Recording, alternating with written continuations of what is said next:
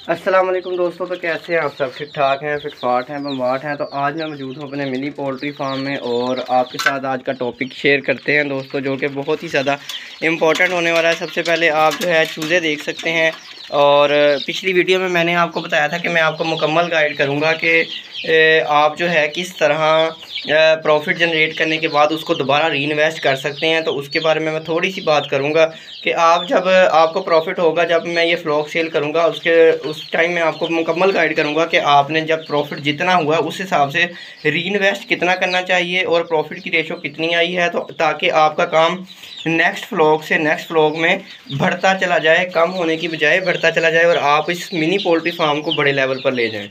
तो दोस्तों अब चलते हैं हम अपने टॉपिक की तरफ। तो मैं आपको बताता हूं कि आप इनको कम से कम पैसों में अच्छी ग्रोथ के साथ कैसे पाल सकते हैं। आपको पता है रमज़ान चल रहा है, किचन वेस्ट मटेरियल काफ़ी ज़्यादा मांग रहा है। तो मैं आपको बताऊंगा कि किस तरह आप किचन वेस्ट मटेरियल को इस्तेमाल में ला के आप चूज़ों की बेहतरीन ग्रोथ कर सकते हैं। माशाल्लाह चेक करें, ये 25 से 27 दिन का चूज़ा है, इसकी सेहत चेक करें, कितना हेल्दी चूज़ा है ये। ठीक है दोस्तों, चलते हैं अब हम किचन में और आपको मैं दिखाता हूं कि आपने क्या क्या जो है किस तरीके से आप इनको फ्री में या कम से कम पैसों में आप इनको पाल सकते हैं, पोल्ट्री फार्मिंग करके पैसे कमा सकते हैं। और चलते हैं अब।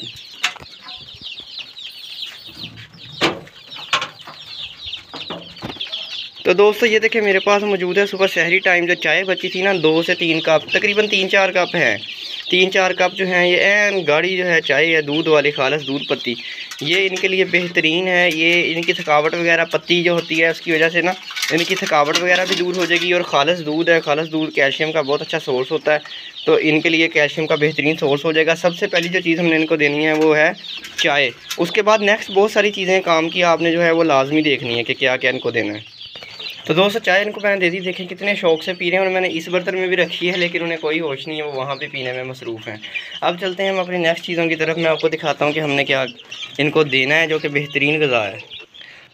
दोस्तों मेरे पास मौजूद है रोटी की चूरी। रोटी की चूरी के अंदर मैंने जो सुबह सहरी वाला दही था वो मैंने अंदर शामिल कर दिया। पुराने वक्तों के अंदर चूरी रोटी मकई की रोटी की चूरी के अंदर जो है ना दही मिला के खाया करते थे लोग, बड़ी ताकतवर होती थी ये।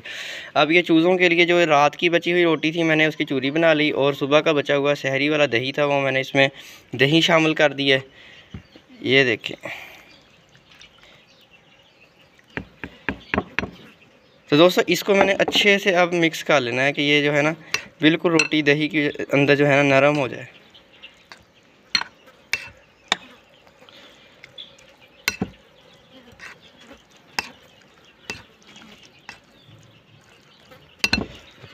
और उसके साथ ही साथ दोस्तों मेरे पास मौजूद है सेब के छिलके।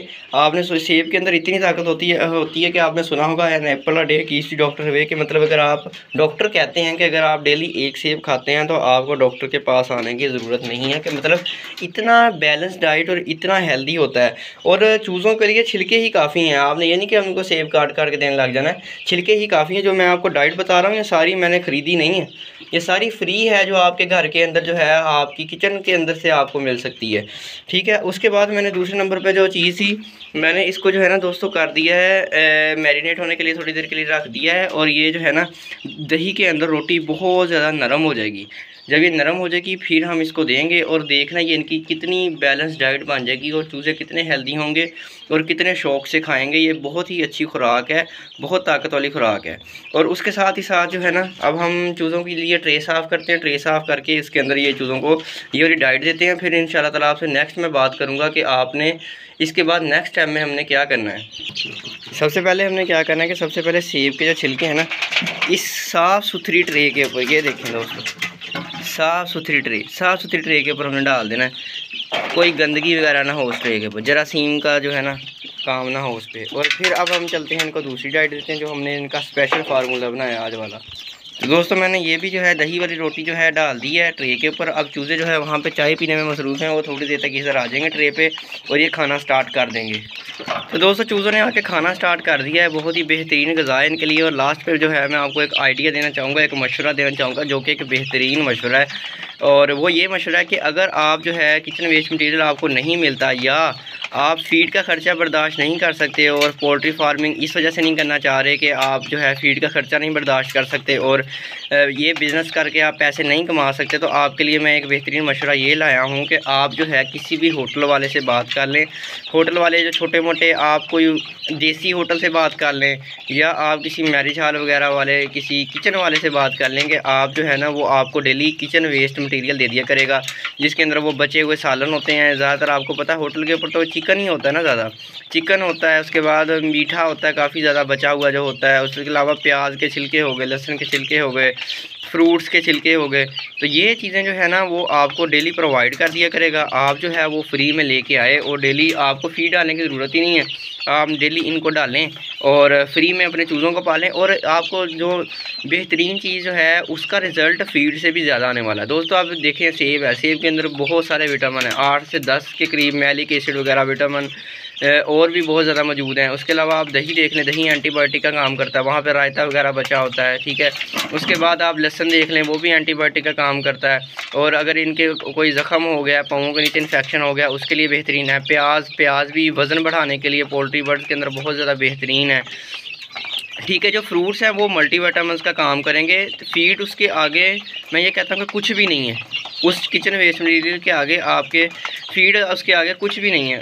इसकी ग्रोथ बहुत तेज़ होती है, लेकिन मसला क्या है कि ये इतनी ज़्यादा घर के अंदर जो किचन वेस्ट मटीरियल होता है वो इतना ज़्यादा नहीं होता कि आप जो है 100 चूज़े को पाल सकें। मेरे पास 100 चूज़ा है, ठीक है, मैं इसको ओवरऑल इस पर नहीं पाल सकता, मैं इसके साथ फीड इस्तेमाल करवानी पड़ेगी। अगर मैं भी क्या करता हूँ कि अगर मैं भी होटल वाले से बात कर लेता हूँ, डेली का किचन वेस्ट मटेरियल उठाता हूँ, तो जो है मैं इजीली जो है इन 100 चूज़ों का जो है ना ख़र्चा फ्री हो जाएगा बिल्कुल, और ये जो है इनकी हेल्थ भी बहुत ज़्यादा अच्छी हो जाएगी।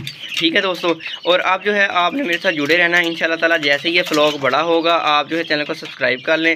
जब फ्लॉग बड़ा होगा मैं इसको सेल करूँगा। सेल कहाँ करूँगा, सेल कितने में करना चाहिए और कितना मुझे प्रॉफिट हुआ और कितना मेरा ख़र्चा आया, और पालने का तरीका तो आप ज़ाहिर बात है साथ साथ देख ही रहे हैं, वो सारा आपको अपडेट मिलती रहेगी, ठीक है। और जब मैं इनको सेल करूँगा और नया फ्लॉग मैं डालूँगा, मैं आपको बताऊँगा कि सस्ता फ्लॉग कहाँ से लेना है, वैक्सीनेटेड फ्लॉग कहाँ से लेना है, चूज़ा कैसा खरीदना चाहिए, ए ग्रेड का अच्छा होता है, बी का, सी का या डी का, ठीक है। और चूज़ा किस कलर का जो चूज़ा है जिसमें इम्यूनिटी ज़्यादा होती है, किस ब्रीड का चूज़ा है जिसमें इम्यूनिटी ज़्यादा होती है, किस ब्रीड की एग प्रोडक्शन ज़्यादा है और किस ब्रीड की मीट प्रोडक्शन ज़्यादा है, मैं सारा आपको गाइड करूँगा। इसलिए आप चैनल को सब्सक्राइब कर लें और मेरे साथ बने रहें। मिलते हैं इंशाल्लाह नेक्स्ट वीडियो में। दुआओं में याद रखिएगा, तब तक के लिए अल्लाह हाफ़िज़।